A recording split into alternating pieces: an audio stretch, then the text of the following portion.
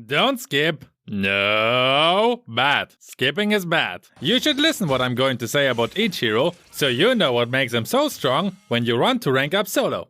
Hello my friends! So, it's a new season again, and I want to give you 3 heroes for each role that you can main in this season, so you have it easier to rank up. Before we start, I want that you write your heroes you want to main in this season into the comments. Let's see how many of your heroes are on my list. We start with the gold lane. The 2 most OP heroes here are Nathan and Clint. But even though they receive nerfs, they will stay on the top of the ban list until they receive another nerf. So I wouldn't recommend them right now, simply because you can't use them in the majority of your matches. Instead, I can recommend you 2 other MMs who are the strongest pick right now, and that will be Brody and Beatrix. Both of them can survive on their own against pretty much any enemy. Beatrix can safely farm with a sniper rifle if she plays against a strong early game hero, for example, and if you play against another MM, you can dominate your lane with her, since she's one of the only MMs who deals already a good amount of damage in the early game.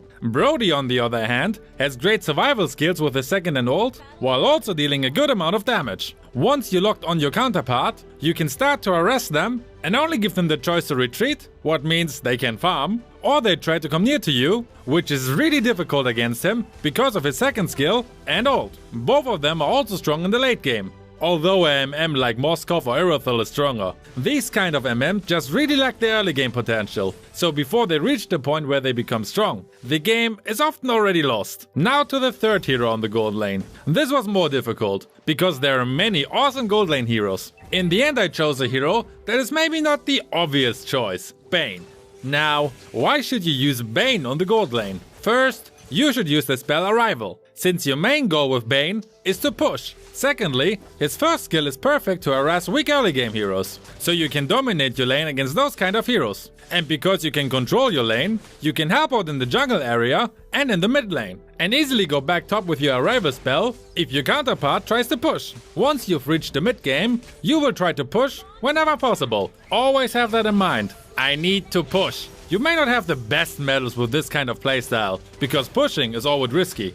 But would you rather have a 65% win rate with bronze medals or a 50% win rate with MVP loss medals? If you don't care about medals and only want to win games, Bane is one really good hero to do that. Also, another advantage is that you can use him also very well in the jungle or on the XP lane. Now, I also want to give you the honorable mentions for the gold lane. These are heroes who are also very strong, but just didn't make it into the top 3. If you use them to rank up, you're doing nothing wrong basically. So, the honorable mentions are Alice, Aldog, Argus, Farsa, Lunox, Lilia, Bruno, the Cat Girl, Popo and Koopa, and Kimi. Next, we go on the other side of the map, the XP lane. First, the new hero Edith is obviously banned in the section now. Banned in the section? In the ban section now, my god. And joining here is as always Paquito. Although, he's not on the top of the ban list anymore. The power creep is real here. But who need a boxer anyway, when you can play a freaking dragon? Yuzong has the potential to 1v5 the whole enemy's team if they're dumb enough to not run away from him in his dragon form. The lifesteal he gains from his passive is so huge that there are not many heroes who can deal with him in the 1v1. If you learn how to activate his passive quickly, you become an unstoppable machine. The complete opposite to a dragon is the next hero. This is more a case of Fight Feet of Fury, the little girl with a big scythe. She has everything you need to dominate your lane. Good damage, awesome lifesteal abilities, and 2 skills with strong CC effects. She is of course not a hero with burst damage, but slow and steady, you can lower the enemy's HP, while you recover yours from the enemy and everything around you that is alive. In ganks she's also super strong and can basically act like a second tank because of her CC and lifesteal. So if you need a hero for the XP lane that can deal with pretty much any enemy, he's one of the best choices for you. As a third choice, I want to mention multiple heroes, because they all have only one purpose in this case: pushing. I'm talking about heroes like Sun, Marsha, Badang, or as mentioned before, Bane. One problem we all face as solo queue players is that we can't trust our allies. But with a hero that can push fast and is strong in a 1v1 situation, you can not only push turrets, but also the ranks up quickly. You are less dependent on your teammates with a hero like this, because whatever they do, you are pushing, and therefore keep at least one enemy busy. With this spell Arrival, you can also jump in between the lanes and push the turrets faster away than the enemy can react. And the more turrets you push away, the less safe your enemies are from your allies. And when the enemy is dominating you, just try to backdoor them and get a sneaky win. These are actually the best wins you can have. Now to the honorable mentions. Fovius, whenever you play against a hero with dash skills, Barats, Lapu Lapu, Uranus, and Esmeralda. After we were now on both side lanes, it's time to move to the mid lane. Bard is of course Valentina. She basically got even buffed instead of nerfed despite being on the top of the band section like pfft. This lane is almost completely dominated by mages.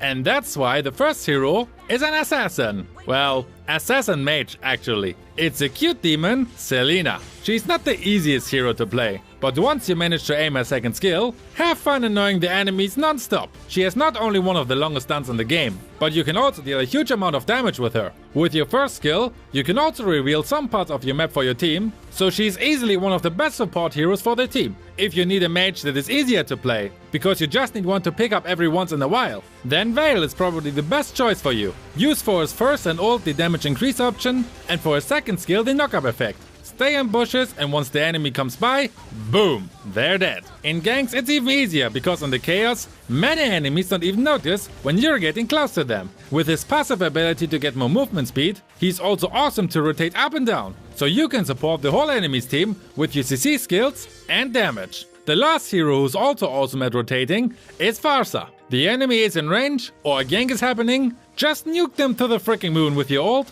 and it's easy GG.